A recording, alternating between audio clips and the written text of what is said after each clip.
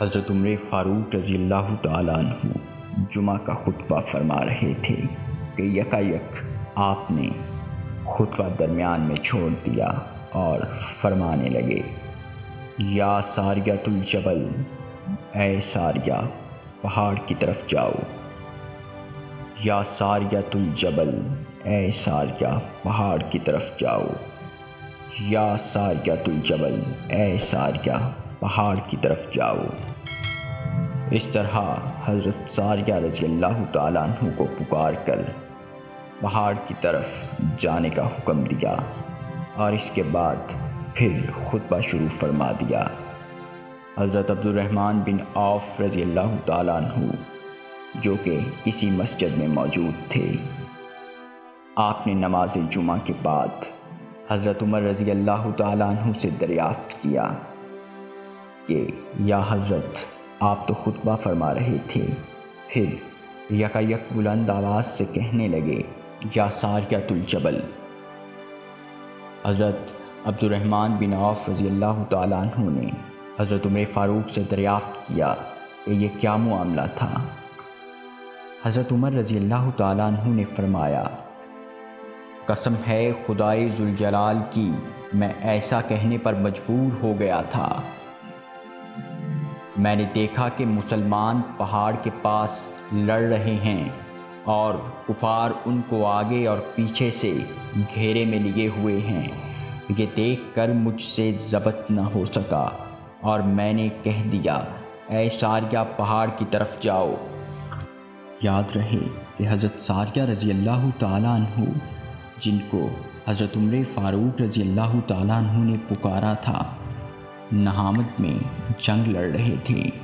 نہامد ایران میں صوبہ آذربائیجان کے پہاڑی علاقے میں واقع ہے۔ یہ شہر مدینہ طیبہ سے اتنی مسافت پر ہے کہ اس زمانے میں وہاں سے چل کر 1 ماہ کے اندر بھی نہامد تک نہیں پہنچا جا سکتا تھا۔ اس واقعے کو کچھ روز گزر گئے۔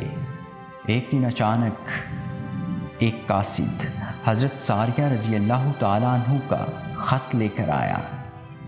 اس خط میں لکھا تھا کہ ہم لوگ جمعہ کے دن کفار سے لڑ رہے تھے اور قریب تھا کہ ہم شکست کھا جاتے کہ عین نماز جمعہ کے وقت ہم نے ایک آواز سنی۔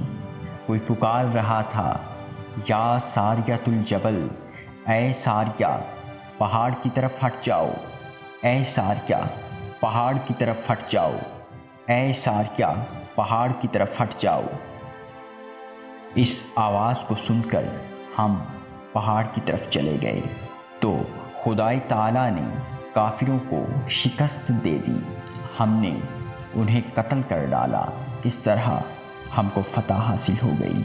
معزز ناظرین، ذرا سوچئے، ایران کے صوبے آذربائیجان میں پہاڑوں سے گرا ہوا شہر نہامد، جو کہ مدینہ طیبہ سے اتنی مسافت پر موجود ہے کہ اس زمانے میں اگر کوئی شخص نہامد جانے کا ارادہ بھی کرتا تو شاید 1 ماہ کے اندر بھی نہ پہنچ پاتا، لیکن حضرت عمر فاروق اعظم رضی اللہ تعالیٰ عنہ نے مدینہ میں خطبہ دیتے ہوئے حضرت ساریہ رضی اللہ تعالیٰ عنہ کو ملاحظہ فرما لیا۔